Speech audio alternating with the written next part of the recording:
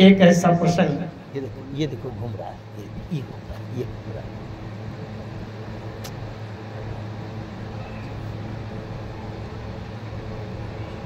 एक बार नारद जी हिमालय पर्वत में गए और हिमालय पर्वत में गए एक ऐसा स्थान देखा, रामचरितमानस में वर्णन आया है कि हिमगिरि गुहा एक यति पावनी,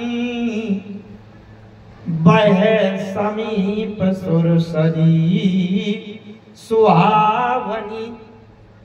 एक तो हिमालय पर्वत बड़ा पवित्र है और फिर गुफा और पवित्र है। अब वह समीप सुरसरी सुहावनी, फिर गंगा जी बह रही हैं बगल से, तो और पवित्रता आ गई। अवाश्रम परम पुनीत सुहावा, देखी देव ऋषि के मन भावा। आश्रम बड़ा पवित्र है, कितनी पवित्रता आ गई। एक तो हिमालय पर्वत पवित्र है, यहाँ प्रदूषण है, लेकिन हिमालय पर्वत में कोई मनुष्य जाता ही नहीं है। अच्छा एक बात बताऊं, संसार में जितना प्रदूषण है वो सब मनुष्य के कारण है। और किसी से कोई प्रदूषण होता हो बताओ? पेड़ पौधे होते हैं तो उनसे और प्रदूषण शांत होता है, साफ होता है, पवित्र होता है। गाय अगर घूम रही है और गाय अगर गोबर कर दे तो उससे तो पवित्रता आती है। अब मनुष्य अगर कहीं कर देता, यहां बैठ नहीं पाएंगे। कहने का मतलब इस संसार में जितना प्रदूषण है वो सब मनुष्य का है। वो चाहे मील कारखाना लगा दिया हो विकास के नाम पर, तो धुआं निकले, गर्मी निकले, आग निकले, गैस निकले। बड़े बड़े पर्व होते हैं तो पर्व में 40 करोड़, 10 करोड़, 20 करोड़ लोग पहुंचते हैं और डुबकी लगाते हैं, कोई पूजा करते हैं, तो नदियों में प्रदूषण होता है। भावना उसमें धार्मिक है, लेकिन उसके कारण प्रदूषण तो हो रहा है कि नहीं। लेकिन हिमालय पर्वत में जहां बर्फ है, बर्फ जमी है, वहां मनुष्य पहुंच नहीं पाता, तो वहां पवित्रता है। आश्रम परम पुनीत सुहावा। तो एक तो हिमालय पर्वत पवित्र है, वह समीप सुरसरी सुहावन, वहां और कोई नाम नहीं लिखा गया, सुरसरी लिखा गया है। देवताओं की धारा है, देवताओं की नदी है। देवताओं की नदी है तो वहां पवित्रता है। मनुष्यों की नदी होती तो गंदगी बहा देते। अभी कोई जाके भैंस धो देगा तो कोई अपनी कार धो देगा, गंदगी बह जाएगी। देवताओं की नदी गंगा जी, और आश्रम बड़ा पवित्र है। नारद जी वहां गए, उनका मन लग गया, लगता है यहां बैठ करके तपस्या करें। लेकिन नारद जी को एक श्राप लगा। श्राप ये लगा था कि नारद जी ब्रह्मा जी के पुत्र हैं। ब्रह्मा जी का काम है सृष्टि को बढ़ाना, तो ब्रह्मा जी ने पुत्रों को उत्पन्न किया। पहले भागवत कथा में आता है, आप आचार्य जी सब जानते हैं। सबसे पहले तो सनकादिक को प्रकट किया ब्रह्मा जी ने, 4 पुत्र, सनत, सनातन, सनंतर, सनत कुमार। भागवत कथा में बड़ा विस्तार से वर्णन आता है। उनसे कहा कि पुत्रों सृष्टि की रचना बढ़ाओ। उन्होंने कहा हम इस चक्कर में नहीं पड़ेंगे, हम तो केवल भगवान का भजन करेंगे, ब्रह्म ज्ञान करेंगे। वो चले गए। फिर भ्रकुटी से एक दूसरा काला पुरुष प्रकट हुआ, रुद्र। उन्होंने सृष्टि करने से मना कर दिया। तो ब्रह्मा जी का काम है सृष्टि बढ़ाना। फिर मनु शत्रुपा को दाहिने कंधे से मनु जी, बाएं कंधे से शत्रुपा जी को प्रकट किया। वो भागवत की लंबी कथा है, उस कथा में मैं नहीं जाऊंगा, समय ज्यादा चला जाएगा। लेकिन जब सृष्टि का क्रम आगे बढ़ने लगा तो दक्ष प्रजापति दक्ष भी ब्रह्मा जी के पुत्र, उनको प्रकट किया। दक्ष से कहा सृष्टि उत्पन्न करो। अब सृष्टि की शुरुआत करनी है, 1 2 4 पुत्र होंगे तो संसार भर में फैलने के लिए कब तक फैलेंगे? तो इसलिए दक्ष ने पहली बार में 10,000 पुत्रों को जन्म दिया। 10,000 पुत्र जब प्रकट हुए, जन्म हुआ, नारद जी को बुलाया और नारद जी से कहा, नारद जी देखो ये 10,000 पुत्र उत्पन्न हुए हैं और इनको कुछ सिखाना समझाना ज्ञान बुद्धि दे दीजिए। नारद जी ने कहा, भाई देखो, अच्छा आप अगर अपने घर में अपने पुत्र को ट्यूशन पढ़वाने के लिए किसी मास्टर को बुलाओ तो वो ट्यूशन पढ़ाने वाला जो अध्यापक आएगा वो कहेगा आपके सामने बैठा के नहीं पढ़ाऊंगा, मैं अकेले बंद कमरे में पढ़ाऊंगा, आप लोग ना वहां आइए। नहीं, वो बालक डरेगा नहीं, शासन नहीं मानेगा। तो नारद जी ने कहा, देखो मैं आपके सामने इन पुत्रों को नहीं समझा पाऊंगा, मैं अकेले में ले जाऊंगा तब वहां समझाऊंगा। दक्ष ने कहा ठीक है ले जाओ। अब अकेले में लिवा गए नारद जी और नारद जी ने उनको सिखा दिया, समझा दिया कि सुनो तुम अपने पिता उता के चक्कर में न पड़ो, ये सृष्टि के चक्कर में न पड़ो, माया में फंस जाओगे तो तुम्हारे जन्म जन्मांतर उसी में फंस जाएंगे और कभी निकल नहीं पाओगे। ये सब झंझट छोड़ो और तुम तो जंगल में भागो और वहां जाकर के भगवान का ध्यान करो, आनंद मिल जाएगा। तो 10,000 पुत्रों को भगा दिया जंगल, लौट के नहीं आए। गोस्वामी जी मानस में लिखते हैं कि दक्ष स्वतनवोपदेश न जाई, तिन पुनि भावन न देखाई। दक्ष के पुत्रों को उपदेश दे दिया नारद जी ने, लौट करके वो घर ही नहीं लौट के आए। दक्ष ने सोचा ये तो बड़ा गड़बड़ किया नारद जी ने, अब बताओ हमको सृष्टि बढ़ाना है, और पुत्र भाग गए। दोबारा फिर से 10,000 पुत्रों को जन्म दिया दक्ष ने। अब दोबारा में नारद जी बिना बुलाए अपनी तरफ से पहुंच गए। पता चला कि 10,000 पुत्रों का फिर जन्म हुआ है, चलो फिर से सिखा पढ़ाया हूं। अब जब दोबारा बिना बुलाए नारद जी पहुंच गए तो दक्ष ने तुरंत श्राप दे दिया नारद जी को, तुम यहाँ आए हो और हमारे पुत्रों को फिर बर्बाद करोगे, फिर भगा दोगे, इसलिए मैं श्राप देता हूं कि जीवन में कभी गौदोहन समय से ज्यादा देर तक कहीं ठहर नहीं पाओगे जीवन में कभी। 2 घड़ी का मतलब 48 मिनट। जितनी देर में गाय दूध ली जाती है, कितना ज्यादा दूध हो, जितनी देर में गाय के दूध दूह लिया जाता है उतनी देर तक ही एक जगह ठहर पाओगे, इससे ज्यादा नहीं। ये श्राप लगा है नारद। तब से नारद जी एक जगह नहीं बैठते, चलते फिरते रहते।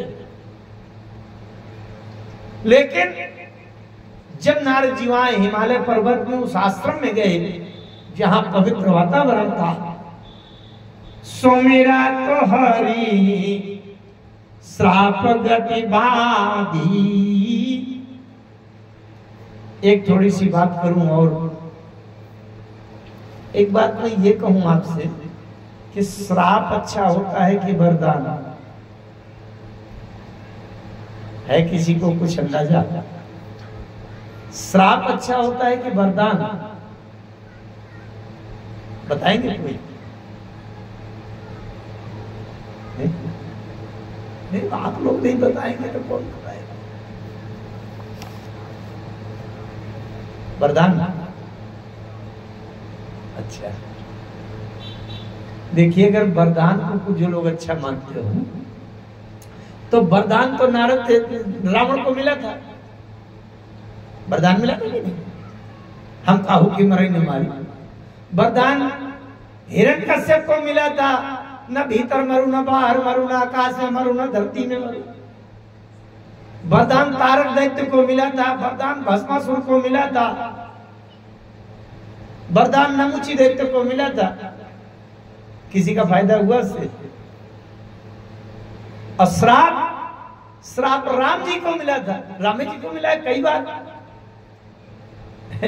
एक बार वृंदा ने छल करी टार्यो ता सुब्रत प्रभु सुर कारज कीन, जब ते जाने मरम तब श्राप कूद कर दी।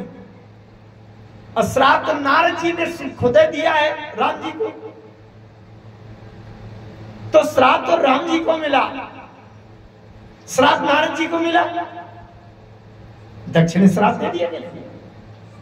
श्राप दशरथ जी को मिला, तापस अंध श्राप सुधियाई, श्राप वशिष्ठ जी को मिला, श्राप जनक जी के पूर्वज को मिला, श्राप अहिल्या को मिला, अब काग भूषण जी को तो थोक का थोक श्राप मिला, 1000 जन्म लेना पड़ेगा। और एक एक बार में पूरा नहीं पड़ा तो एक बार शंकर जी ने श्राप दिया 1000 जन्म लेना पड़ेगा, जन्म सहस्त्र अवश्य पाई। और फिर दोबारा महर्षि लोमस ने श्राप दे दिया कि अच्छे खासे ब्राह्मण पंडित बने थे और कह दिया कौवा बन जा, सच सपक्ष तो हृदय विशाला और सपदि हो ये पक्षी चंडाला। अब बताओ, अब श्राप अच्छा होता है कि वरदान? अहिल्या को श्राप मिल गया, खासी गौतम ऋषि की पत्नी थी, ऋषि पत्नी, और वो श्राप मिल गया, गौतम जी ने श्राप दे दिया, पत्थर बन गई। लेकिन जब राम जी ने चरण स्पर्श कराया, अपने चरणों की धूल का रजकण का स्पर्श कराया, उठ करके खड़ी हो गई, हाथ जोड़कर स्तुति करने लगी। तो किसी ने जाकर के उनसे पूछा अहिल्या से, क्यों ऋषि पत्नी अहिल्या जी, ये बताइए तुम्हारे पति ने, आपके पति ने जो श्राप दे दिया उससे तुम्हें बहुत नुकसान हुआ, कष्ट हुआ होगा। अहिल्या क्या कहती है? मुनि श्राप जो दीना अति भल कीन्हा, परम अनुग्रह में माना। अरे मुझे जो श्राप मिल गया बहुत अच्छा हुआ। क्यों? अगर ये श्राप न मिलता तो एक तो राम जी मेरे पास चल के ना आते, और राम जी आते भी तो कहते कि ये ऋषि पत्नी है, गौतम ऋषि की पत्नी पंडिताइन है, ब्राह्मणी है, तो राम जी उल्टा प्रणाम कर देते, राम जी के चरण मुझे न मिलती। निष्कर्ष क्या निकला? न श्राप अच्छा होता, न वरदान अच्छा होता, और जिस कारण से राम जी के चरण मिल जाए वही अच्छा होता है, उसको चाहे श्राप कहो चाहे वरदान। इस जीवन का लक्ष्य है राम जी के चरण। अच्छा, एक और व्यवस्था है, देखिए आप चिंता न करिए, समय की कथा हो रही है, मस्ती से जब तक मन लगेगा कथा करेंगे, और फिर अगले दिन देखा जाएगा। एक और व्यवस्था है कि जैसे उधर से अगर कोई किसी को जहर पिलावे, जहर तो बड़ा खतरनाक होता है कि नहीं, लेकिन अगर हमारे पास एक ऐसा कटोरा हो कि जिसमें जहर डाल के दिया जाए तो हमें मुंह तक पहुंचते पहुंचते वो बन जाए अमृत। अगर ऐसा कोई यंत्र हो हमारे पास, ऐसा कोई सिस्टम हो, तो हम तो कह देंगे कि जहर पिलाते रहो, जब हम अपने कटोरा में डाल के पिएंगे तो वो जब अमृत बना देगा तो हमें जहर से क्या चिंता है, क्या डर है? समझ रहे? अब ऐसी व्यवस्था है, कहीं सुनी है कि नहीं? अरे मीराबाई को राणा जी ने जहर भेजा था ना, और उन्होंने पी लिया, तो उस कटोरे में ऐसी व्यवस्था थी, संसार में ऐसा कटोरा कहीं नहीं मिलेगा। आप किसी बर्तन वाले के यहाँ वो कटोरा न ढूंढना, वो नहीं मिलेगा। वो कटोरा कौन सा है? भगवान के चरणों का प्रेम ही वो पात्र है कि जिसमें भर करके अगर कोई जहर भी पिलावे तो अमृत बन जाता है। ये राम जी के चरणों का प्रेम है। मीरा जी की लगन लग गई, मेरे तो गिरधर गोपाल दूसरो न कोई, संसार पिलावे जहर। इसी तरह से अगर हमारे पास ये व्यवस्था हो कि देने वाला तो श्राप दे रहा है लेकिन हम उसको वरदान बना लें, तो हमें क्या परेशानी है, खूब देते रहो श्राप। ऐसी व्यवस्था रामचरितमानस में आई है। एक जगह। अच्छा, जो लोग रामायण पढ़ते होंगे रामचरितमानस, वो ज्यादा अच्छे से समझेंगे। मैं अगर जानना चाहूँ तो इतने लोगों में कितने लोग ऐसे हैं कि जो रामचरितमानस पढ़ते रहते हैं, पाठ करते हैं? कुछ लोग हाथ उठाओ। वाह, बढ़िया, अच्छी बात। अब जो लोग पढ़ते हैं, जिनको प्रसंगों का अनुभव है, वो लोग बहुत अच्छे से समझेंगे। उत्तरकांड में एक प्रसंग आता है कि भुसुंडी जी जब ब्राह्मण शरीर में थे तो राम जी कैसे मिलेंगे ये जानने के लिए पूरे जंगल में भटकते रहे। और चलते चलते एक वहां मेरु शिखर बट छाया मुनि लोमस आसीन, मेरु शिखर के ऊपर बट वृक्ष था, बरगद के वृक्ष की छाया के नीचे महर्षि लोमस बैठे थे। वहां पहुंच गए और महर्षि लोमस से कहा कि मुझे राम जी के दर्शन का कोई उपाय बता दीजिए। अब लोमस ऋषि, महर्षि लोमस ज्ञानी थे, वो निर्गुण निराकार ब्रह्म ज्ञान की बातें करते थे। आइए भुसुंडी ब्राह्मण शर्मा, इन्होंने कहा देखिए महाराज, ये निर्गुण निराकार की बातों से मुझे संतुष्टि नहीं होगी, मुझे रूपधारी मेरे इष्ट देव वो बालक राम के दर्शन की युक्ति बताओ। अब वो महर्षि लोमस को गुस्सा आ गया, बार बार प्रश्नोत्तर कर रहे थे भुसुंडी शर्मा, तो उन्होंने श्राप दे दिया, मूढ़ परम सिख देव न मानसी, उत्तर प्रति उत्तर बहुवानसी, सठ स्वपक्ष तव हृदय विशाला, इसलिए सपदि होई पक्षी चंडाला। जाओ कौवा बन जा। वो भी पक्षी भी, तोता मैंने नहीं बनाया, मोर नहीं बनाया, अच्छे अच्छे सुंदर सुंदर पक्षी भी होते हैं, अच्छे वाले नहीं बनाया। कौवा, काला कौवा चंडाल पक्षी बनाया जो मांस खाता है, कौवा बना दिया। और ये घटना का भुसुंड जी, कौवा भुसुंड जी गरुड़ जी से सुना रहे थे।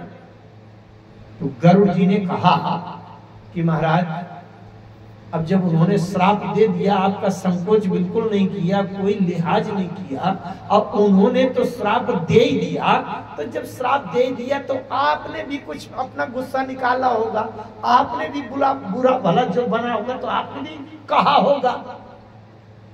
तो कौवा महाराज ने कहा कि नहीं नहीं पक्षीराज गरुड़, मैंने कुछ नहीं किया। गरुड़ जी ने पूछा क्यों नहीं किया? हर एक कोई अगर थप्पड़ मार देता है, अब वो उससे अगर नहीं जीत पाता तो कम से कम मुंह से गालिए बक देता, पता है कि नहीं? तो भाई आपने भी कुछ किया होगा। भुसुंडी जी कहते हैं नहीं, मेरे पास ऐसी व्यवस्था थी कि वो खूब श्राप दे, अब मैंने उसको बना लिया वरदान। लिखा है मानस में, आप पढ़ो, दो मैं आपको स्मरण कराऊंगा। भागते पच्छा हाथीकारी रहे हूं, दीन महर्षि श्राप। महर्षि लोमस ने दिया श्राप, लेकिन मुनि दुर्लभ पर पायऊं, देखो भजन प्रताप। महर्षि लोमस ने दिया श्राप, अब मुझे मिल गया वरदान, साधारण वरदान नहीं, मुनि दुर्लभ पर पायऊं। बड़े बड़े ऋषि मुनियों को जो मिलना कठिन है वो वरदान मुझे मिल गया। पूछा गया ये कैसे मिल गया, हम कैसे माने? उन्होंने स्पष्ट बात समझाई, देखो आप कितना बड़ा वरदान मिला। पहले ये भुसुंडी कौवा नहीं थे, कौवा के पहले ब्राह्मण थे, चरम देह द्विजके में पाई ब्राह्मण थे। तो भुसुंडी जी बता रहे हैं कि जब मैं ब्राह्मण था, शरीर देखने में तो सुंदर था, खूब तिलक चंदन ये वो सब कुछ था, लेकिन एक बात बताओ, मैं वहां जाकर के मेरु शिखर में था और रहने का स्थान भी नील शैल में है, और नील पर्वत में मैं बैठा हूं, और मेरे राम जी का अवतार हुआ अयोध्या में, इस पृथ्वी में, भारतवर्ष में, आर्यावर्त में, उत्तर प्रदेश के अयोध्या नगर राजधानी में, और वहां दशरथ जी के महीने में राम जी का अवतार हुआ। अब मेरे इष्ट देव हैं 5 साल के बालक राम। अब मैं अपने इष्ट देव भगवान से मिलने और उनके साथ खेल करने, उनके साथ रहने के लिए जाना चाहता हूं। तो बताओ, नील शैल से या मेरु शिखर से अयोध्या तक कैसे कोई पंडित पहुंचेगा? कौन सा हवाई जहाज वहां से उड़ेगा कि आकर के अयोध्या में पहुंचावे? अब ये हवाई जहाज में बैठने के लिए अन्य पंडित के पास किराया खर्चा कहां से पाएगा पैसा रुपया?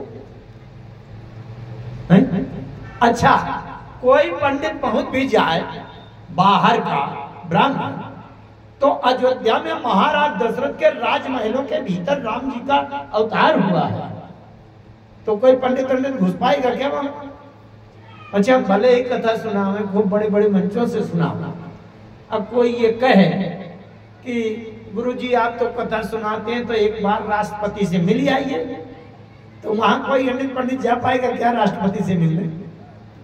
50 पहरे लगे, गेटे से भगाना शुरू कर देंगे, कौन हो, कहां से आए हो, क्या है, कहां जाना है?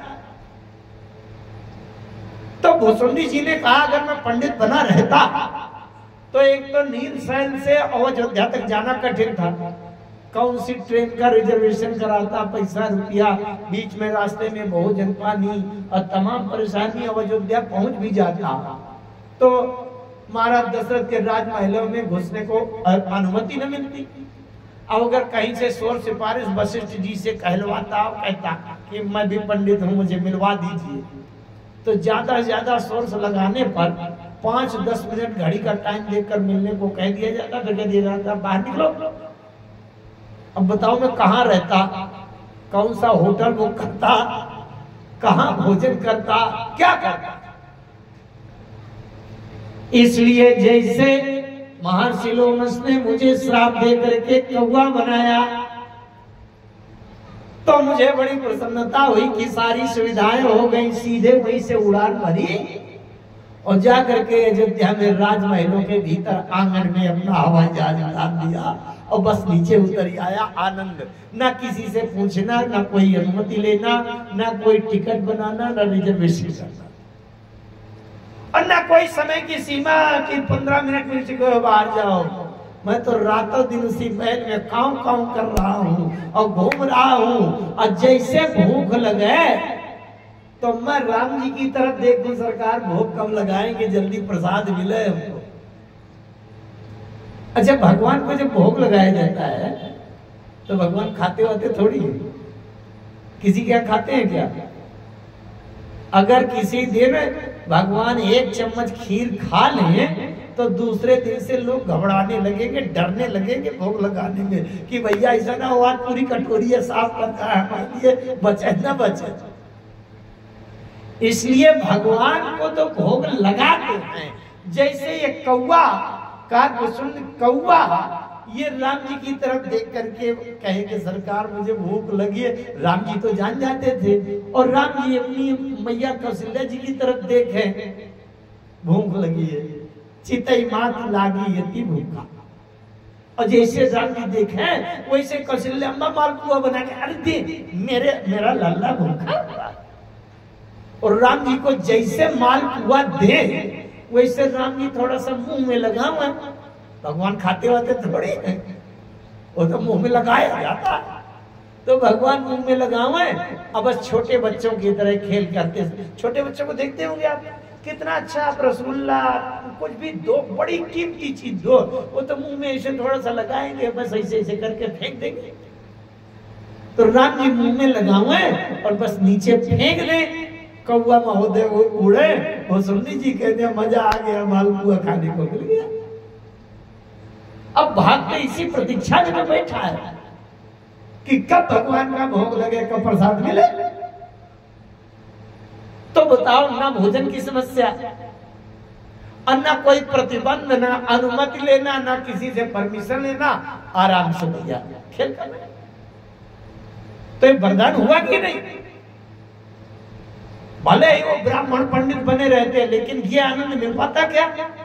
लेकिन कौवा जब बना दिया महर्षि लोमस ने श्राप दे करके, तो बढ़िया राम जी के साथ बाल लीला में आनंद करने लगे। आइए मैं फिर उसी प्रसंग पर आऊं, लेकिन एक प्रश्न आता है, अगर किसी को श्राप लग गया है और उस श्राप से मुक्त होना चाहते हैं, तो श्राप से मुक्त होने का केवल एक उपाय क्या है? बोले सुमिरत हरि ही श्राप गति बाधी, सहज विमल मन लागी समाधि। वही नारद जी के प्रसंग में आई गया, सुमिरत हरि ही श्राप गति बाधी। हरि का भगवान श्री हरि नारायण का, विष्णु का, भगवान राम का, भगवान कृष्ण का, शंकर जी का स्मरण करिए, श्राप की जो गति है वो वहीं रुक जाएगी, आप श्राप मुक्त हो जाएंगे। नारद जी बैठ गए, समाधि लग गई। अच्छा, समाधि लग गई, इंद्र ने देखा तो इंद्र ने सोचा, अरे नारद तो बड़ी लंबी समाधि लगाए हैं, लगता है मेरा इंद्र पद छीनना चाहते हैं। वो तो आप लोगों के यहाँ बड़ा अच्छा वातावरण है, हमारे इधर अगर कोई धार्मिक आयोजन करने लगे ना, कथा वथा करवाने लगे, तो गांव के लोग कहने लगते हैं, लगता है प्रधानी का चुनाव लड़ने की तैयारी कर रहे हैं, इसलिए कार्यक्रम करा रहे हैं, अपनी फिजा बना रहे हैं सरपंची के लिए, ऐसा लोग कहने लगे। तो इंद्र भी ऐसे मानने लगा, लगता है नारद जी समाधि लगाकर मेरा इंद्र पद के अधिकारी बनना चाहते हैं, मेरा इंद्र पद छीनना चाहते हैं। कामदेव को भेजा। देवताओं में सबसे बड़ा योद्धा है कामदेव। काम एक ऐसा है कि जो देव भी है और दोष भी है, दोनों बातें। काम कोई अच्छी बात थोड़ी, काम क्रोध लोभ ये तो दुर्गुण है, लेकिन काम देव भी है, देवताओं के पक्षकार। इंद्र ने कामदेव को भेजा कि जाओ नारद की समाधि बंद करो।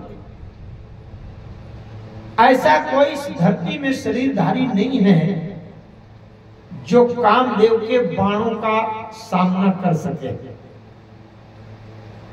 काम कुसुम धनुषाय कलीने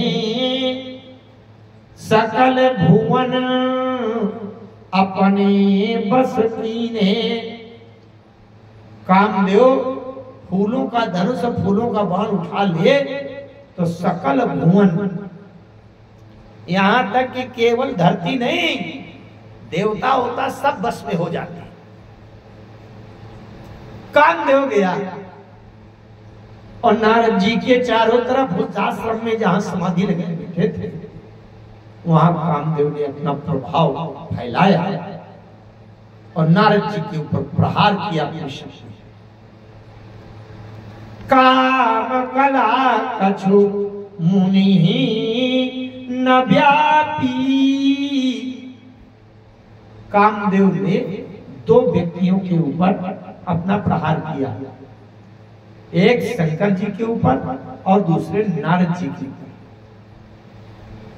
एक बार शंकर जी भी समाधि में बैठे थे, शंकर जी समाधि में बैठे थे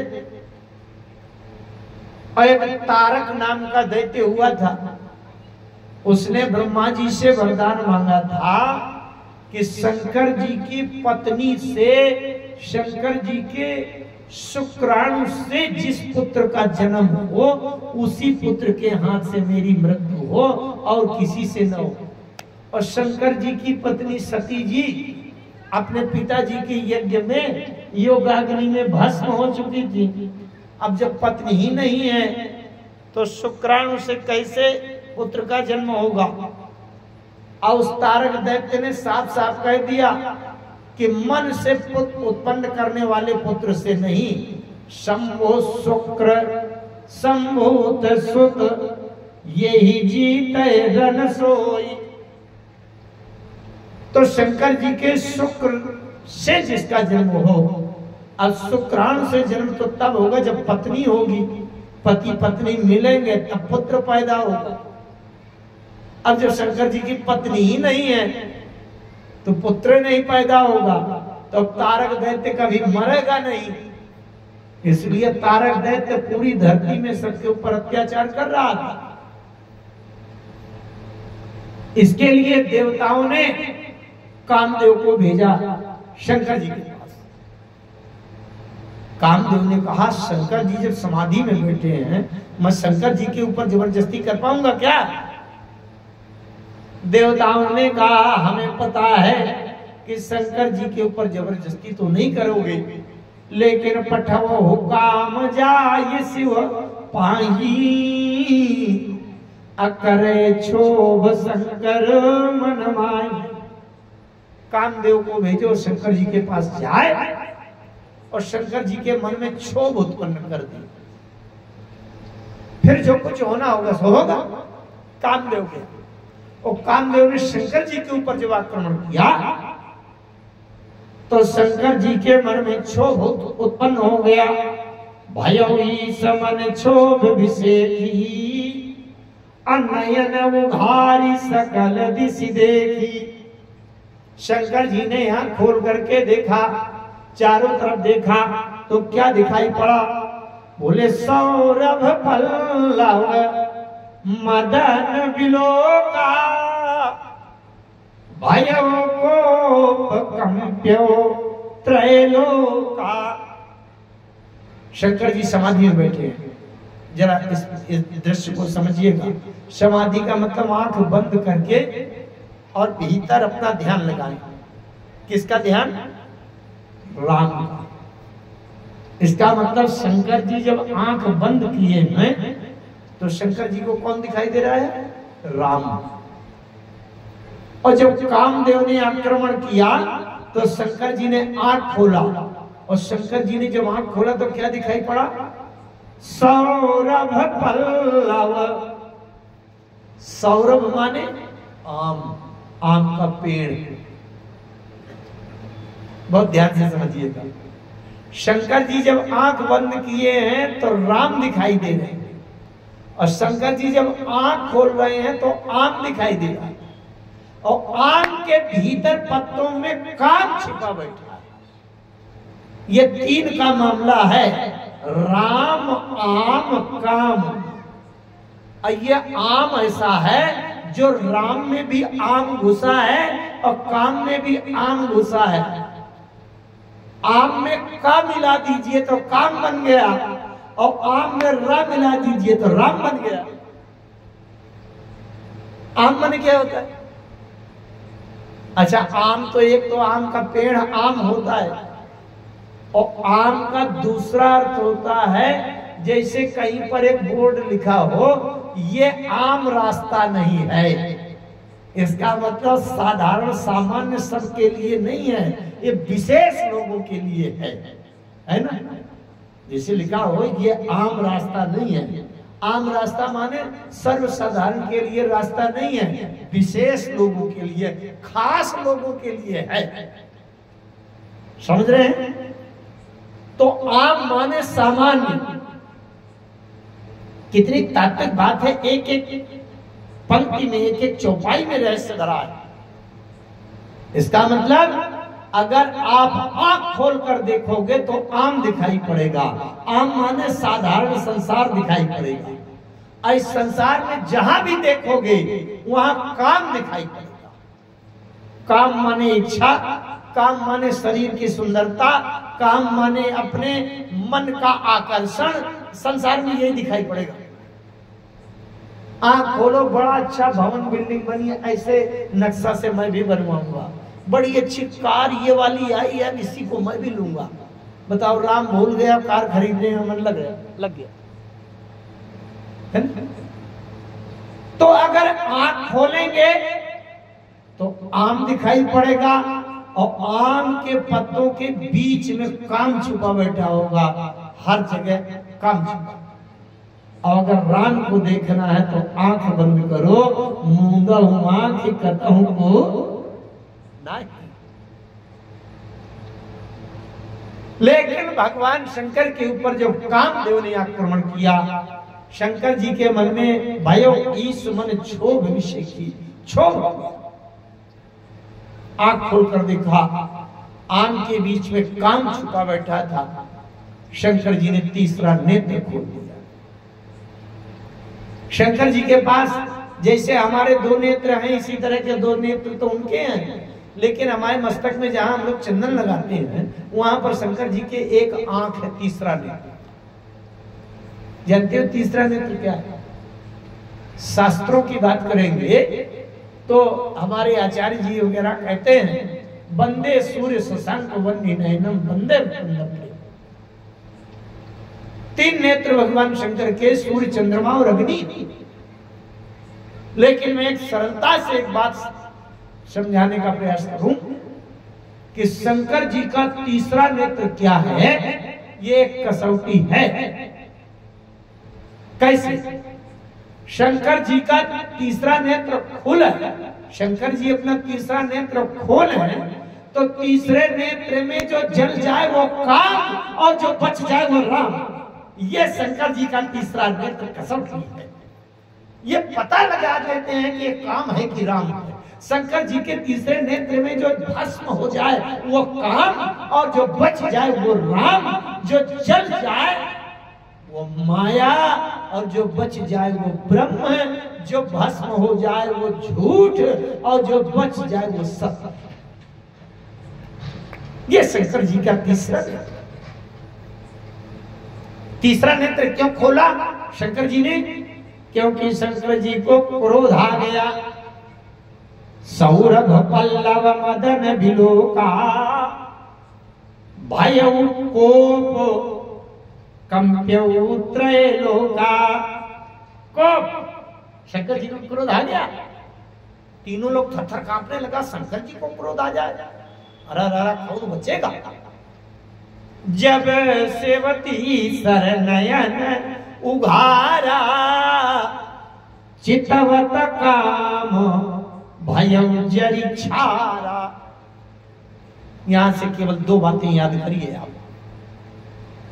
शंकर जी को काम ने आक्रमण करके शंकर जी के मन में क्षोभ भी पैदा कर दिया। इसका मतलब काम का प्रभाव हो गया और शंकर जी को क्रोध भी आ गया। भाइयों, कोप कंप्यो त्रैलोका, क्रोध भी आ गया। इसका मतलब शंकर जी को काम भी और क्रोध भी दोनों ने प्रभावित कर दिया। और जब नारद जी तपस्या में बैठे समाधि में, काम हो गया काम कला कछु मुनि न व्यापी निज भय डरे मनोभव पापी। कामदेव गए नारद जी के पास, पूरी ताकत लगा दी, पूरी शक्ति प्रहार कर दिया, लेकिन नारद जी को कोई प्रभाव नहीं पड़ा।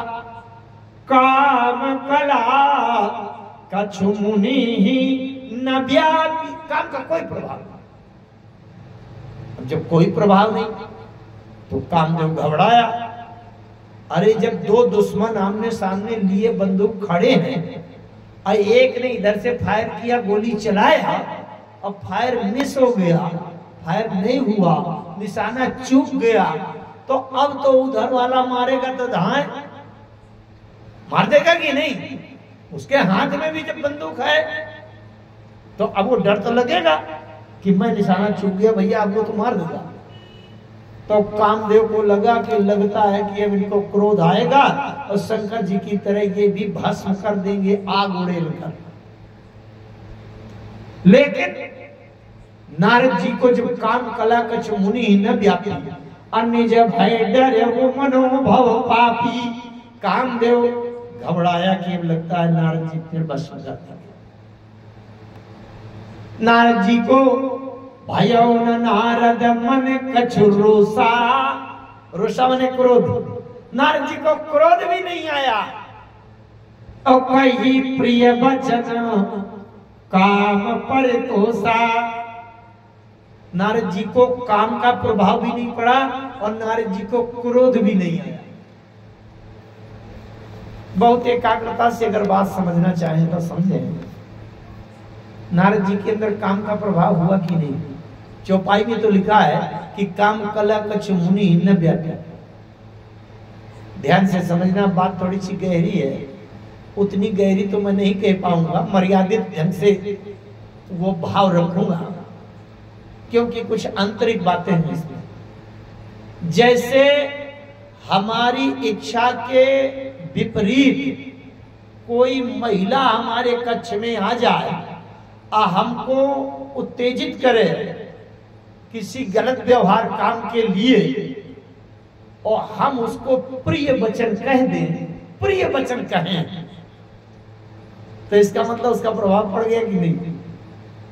अगर प्रभाव नहीं पड़ा तो हमें तुरंत डांट देना चाहिए। तुम्हारी हिम्मत कैसे हुई मेरे कमरे में आने की? ये प्रस्ताव किया कैसे तुमने? क्रोध से डांट देना चाहिए। तब इसका मतलब होगा कि काम का प्रभाव नहीं हुआ। और कोई हमारे साथ हरकत करे, आप उसको प्रिय वचन कहें, बहुत अच्छा किया तुमने, बहुत प्यारा, बहुत अच्छी, इसका मतलब प्रभाव हो गया। बात समझ रहे हैं कि नहीं? संकेतों से केवल समझिए। नारद जी काम को प्रिय वचन कह रहे हैं। भयो नारद मन कछ रोसा और कही प्रिय वचन काम परितोषा। एक बात कहूं मैं, क्रोध आना चाहिए। नारद जी को क्रोध आना चाहिए, काम के ऊपर क्रोध आना चाहिए। अब अगर काम के ऊपर क्रोध नहीं आया, यही कुछ ना कुछ गड़बड़ है। एक बात याद आ रही है मुझे अचानक से, है तो बाहर की बात, लेकिन इसको समझने के लिए बड़ा अच्छा एक उदाहरण है। सांप बड़ा जहरीला जीव होता है। अगर किसी को कभी कोई कीड़ा काट ले, शंका हो जाए उसे कि कहीं सांप ने तो नहीं काटा, अंधेरे में हम ना देख पाए, अंधेरे में गए, किसी ने फट से मारकर और काट दिया और अंधेरे में गायब हो गया। अब हमें पता लगाना है कि सांप ने काटा है कि किसी और ने काटा है, जहरीले सांप ने काटा है कि साधारण सांप ने काटा है। तो उसके लिए जानते हैं, गांव में पुराने जमाने में एक उपाय होता था जानने के लिए। क्या? कि नीम की पत्ती लाओ। नीम की पत्ती कड़वी होती है, और नीम की पत्ती लाके उसको खिलाओ। अगर जहरीले सांप ने काटा होगा और सांप का जहर चढ़ गया होगा, तो उसको नीम की पत्ती कड़वी नहीं लगेगी, अच्छी लगेगी, मीठी लगेगी। अच्छा, तो अगर किसी को नीम की पत्ती खिलाओ और उसको कड़वी ना लगे, तो प्रसन्न होना चाहिए क्या कि ये तो बहुत अच्छा हुआ, नीम की पत्ती कड़वी नहीं लगती है, तो अब सब्जी बना बना के रोज खाया करेंगे। अरे भैया, नीम की पत्ती अगर कड़वी ना लगे तो प्रसन्नता की बात नहीं है, चिंता की बात है कि सांप का जहर चढ़ गया, जीवन कैसे बचाओ। गोस्वामी जी विनय पत्रिका में लिखते हैं, मैं तो बहुत गोस्वामी जी के विनय पत्रिका, दोहावली, कवितावली, गीतावली की चर्चा किया करता हूं, लेकिन सही बताऊं एक बात, श्रोताओं की सभा पंडाल जब भरा होता है तब सब कुछ कहने का उमंग एक अलग हुआ करता है। आप लोग समझ सकते हैं, अनुभव कर सकते हैं। तो गोस्वामी जी ने विनय पत्रिका में लिखा, काम भुजंग दसत जब जाही, अब विषय नीम कटु लगत न ताही। जिसको कामदेव रूपी सर्प ने डस लिया हो, तो उसकी विषय वासना वाली नीम की पत्ती कड़वी नहीं लगेगी, फिर अच्छी लगेगी। तो नारद जी ने कई प्रिय वचन काम परितोषा। जब प्रिय वचन, मीठे वचन कहने लगे, इसका मतलब काम अंदर से असर कर गया है? दूसरा एक प्रश्न हो रहा, अच्छा, हमारे आपके जीवन में भगवान के पूजन, ध्यान और समाधि में क्यों नहीं मन लगता? इसलिए कहीं ना कहीं काम आ जाता है, शरीर के सुख की बात आ जाती है, कहीं ना कहीं क्रोध आ जाता है, तो मन नहीं लगता भगवान का माला करने में, तो उठ के चले जाते हैं। लेकिन जब नारद जी के जीवन में न काम का प्रभाव पड़ा और न क्रोध आया, तो नारद जी की समाधि तो अब और अच्छी लगनी चाहिए कि नहीं, और गाढ़ी समाधि लगनी चाहिए। न काम उनको विचलित कर पाया और न क्रोध आ रहा, तो बढ़िया और अच्छे से जम करके राम जी के ध्यान में डूब जाओ। डूबना चाहिए कि नहीं? लेकिन नहीं, वहां से नारद जी चल पड़े, समाधि उमाधि छोड़ दिया, कामदेव भी चला गया, कामदेव को लौटा दिया, जाओ बेटा खेलो खाओ, मैं तुमको भस्म नहीं करूंगा, श्राप भी नहीं दूंगा, क्रोध बिल्कुल नहीं आया, जाओ। काम के ऊपर क्रोध आना चाहिए था। नारद जी को अगर काम के ऊपर क्रोध नहीं आया तो राम के ऊपर क्रोध आ गया, अगर काम के ऊपर क्रोध आ जाता तो राम के ऊपर क्रोध ना आता। तो काम के अगर क्रोध ही आना जरूरी है तो काम के ऊपर क्रोध आवे तो ठीक है, राम के ऊपर क्रोध करना तो बड़ा अपराध हो गया। अच्छा, तो नारद जी के जीवन में अंतर क्या पड़ा? आज मैं नारद जी के विवाह का प्रसंग सुनाना चाहता था, लेकिन वहां तक अभी पहुंच नहीं पाऊंगा। लेकिन कल की सभा में हम नारद जी के विवाह स्वयंवर की बात करेंगे, जिसमें सबका मन लगेगा, हमारी बहु बेटियों का, माताओं बहनों का भी मन लगेगा। तो नारद जी उठ करके क्यों चले? इसलिए चले, हमारे जीवन में एक सबसे बड़ा शत्रु होता है। कौन? जो काम से भी बड़ा है, क्रोध से भी बड़ा है, लोभ मोह मद मत्सर से भी बड़ा है, सबसे बड़ा वो शत्रु होता है अहंकार। अहंकार, और अहंकार आता कहां से? अहंकार आने का रास्ता होता है कान। कानों के रास्ते से अहंकार घुसता है। कैसे? कानों के रास्ते से कैसे घुसता है? अगर अपनी प्रशंसा, अपनी बहादुरी, अपनी रईसी, अपनी विद्वता की प्रशंसा सुनेंगे तो अहंकार आएगा। इसलिए सदैव राम जी की प्रशंसा सुनना चाहिए, जिससे अहंकार न आने पावे। सारी प्रशंसा राम जी की तरफ बढ़ा देना चाहिए। राम कथा में क्या सुनाया जाता है? राम कथा में और कोई चीजें क्या है? राम कथा में किसी भी तरह से, किसी भी प्रसंग में घुमा फिरा के यही कहेंगे कि राम जी सबसे बड़े ज्ञानी हैं, सबसे बड़े शक्तिशाली हैं, सबसे बड़े महान हैं, सबसे बड़े वही स्वामी है, यही तो कहना है। तो जब अपनी प्रशंसा से बचना हो तो राम की प्रशंसा सदैव करते रहना और सुनते रहना, अपनी प्रशंसा को मौका न देना। अगर अपनी प्रशंसा सुनेंगे तो अहंकार रूपी जहर हमारे जीवन को नष्ट कर देगा। एक बात और बताऊं आपको,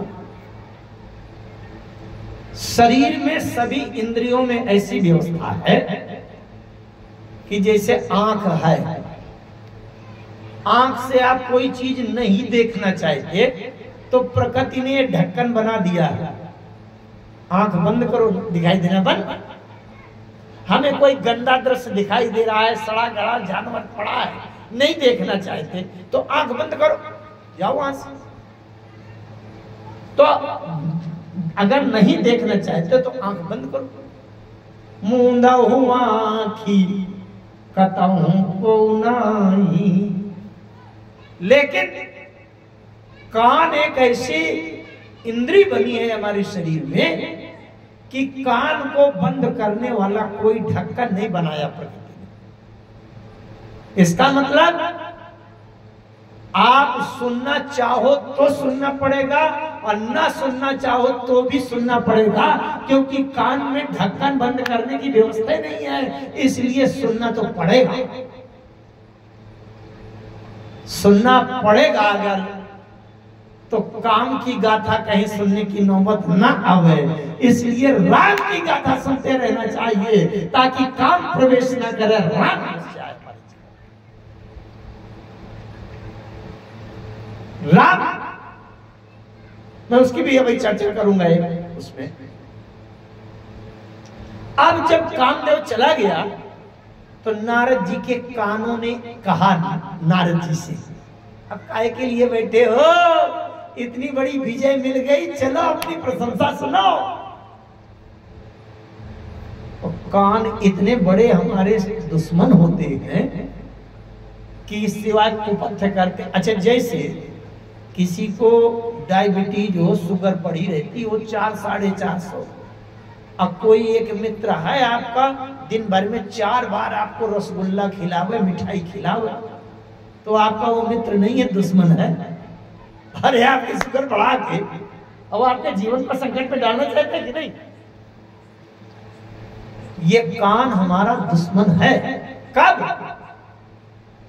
जब हमें अपनी प्रशंसा सुनने के लिए लालायित हो जाए, तब ये दुश्मनी का काम कर रहा है, शुगर बढ़ाने के लिए रसगुल्ला खिला रहा है।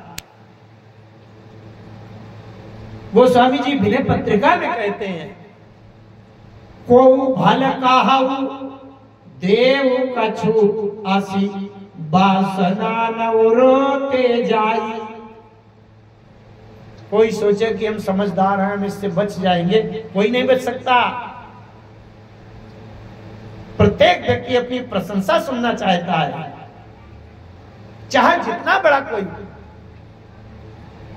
हम लोग कथा करके उतरते हैं, कान आहट देते हैं कि कोई कहता है कि नहीं कि बांदा वाले तिवारी जी बड़ी अच्छी कथा कहते हैं। अरे मैं अपनी ही बात करूं भैया,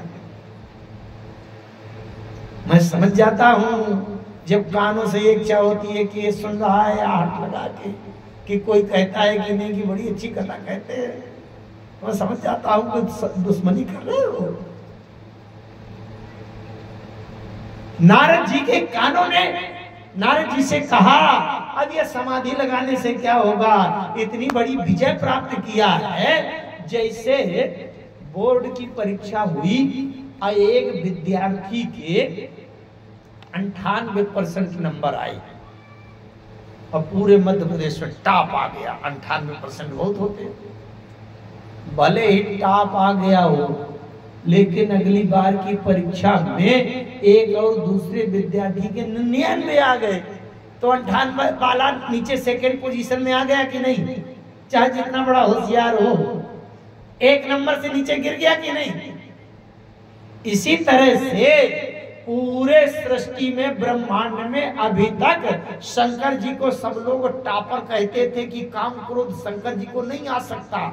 लेकिन अब जब नारद जी के ऊपर काम ने आक्रमण किया तो काम कला कछु मुनि ही न व्याप्त। अक्रोध जब होने की स्थिति आई तो भय न नारद मन कछु रोसा। इसका मतलब न काम ने प्रभाव किया न क्रोध आया। तो नारद जी ने सोचा मुझे तो 100%, 100 में 100 नंबर मिल गए, न काम का प्रभाव पड़ा और न क्रोध आया। जबकि शंकर जी के काम ने जब आक्रमण किया तो भयो क्षोभ मन ईश विषय की, शंकर जी के मन में काम के कारण क्षोभ भी हो गया। अब भयो कोप कंप्यो त्रैलोका, तो शंकर जी को क्रोध भी आ गया। इसका मतलब शंकर जी को काम का भी क्षोभ हो गया और शंकर जी को क्रोध भी आ गया। तो अभी तक रहे होंगे शंकर जी पूरे ब्रह्मांड में टॉपर, लेकिन नारद जी ने सोचा और 100% पे मैं हूँ और शंकर जी तो 98% रह गए। एक एक नंबर से काम क्रोध का प्रभाव पड़ गया और मेरे अंदर कुछ नहीं पड़ा। तो नारद जी ने सोचा कि अब जाकर के सीधे शंकर जी से टक्कर ले लूं और उनसे कह दूं, शंकर जी आप बहुत ज्यादा अपने को टॉपर मत बताइए कि मैं सबसे ऊंचा हूँ। अब आपसे ज्यादा मेरे नंबर आ गए हैं, इसलिए आपसे भी ज्यादा महान हूँ। इसलिए तब नारद गवने शिव पाही जिता काम अहमिति मन माई। नारद जी के मन में अहंकार हो गया, जिता काम अहम इति मन माई, मैंने काम को जीत लिया, ये अहंकार हो गया नारद जी को। और अहंकार हो गया तो भगवान शंकर के पास पहुंचे।